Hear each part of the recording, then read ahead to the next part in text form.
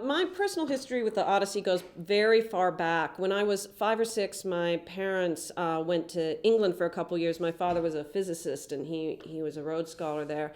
And my teacher read to us every afternoon from, I'm sure, what was a child's version of the Odyssey, but I just remember being absolutely spellbound.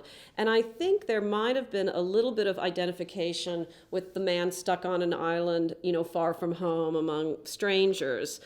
In me. There's just something about it.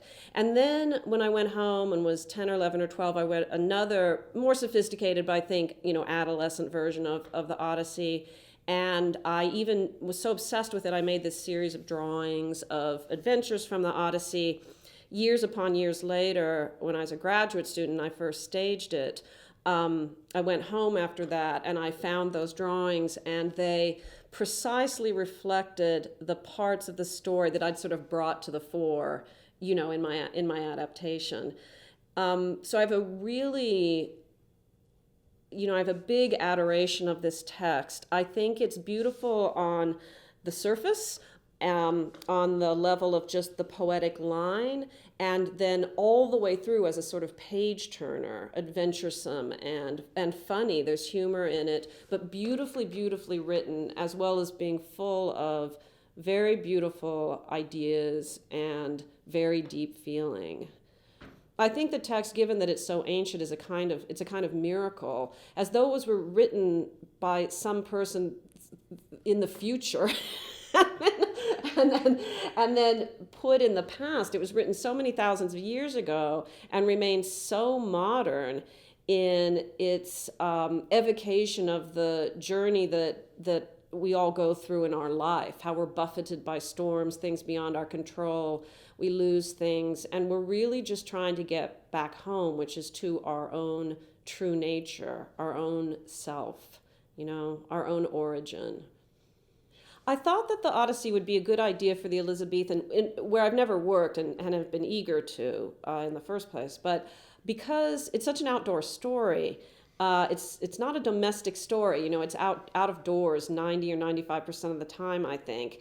And I just love, everyone does, the overlay of the fictional story in the real world that the Elizabethan provides, where you're watching people in costume and from such a distant time perhaps, and yet you're experiencing together the true breeze, the birds flying by, and the actual light darkening, creating this like ever-increasing intimacy as the night goes in. We sort of close in, and we're sort of around the campfire in that building, right? We're just like leaning in towards what is lit and the warmth that's coming from that stage.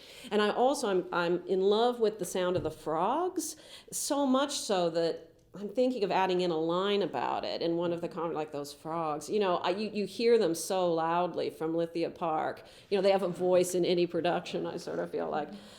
So I thought the Odyssey was well suited. And I do have some experience outdoor. I've directed Shakespeare in the Park twice when I was younger. And I know the challenges. You're never in the right light cue in tech, ever. You're sort of guessing at what the lights are going to look like. You're running out of time constantly. It gets very cold or it's very hot, but all of that is very, for thousands of years, that's how theater was performed. So we're just returning to our own origins, in a way, by doing that story out of doors, I feel like.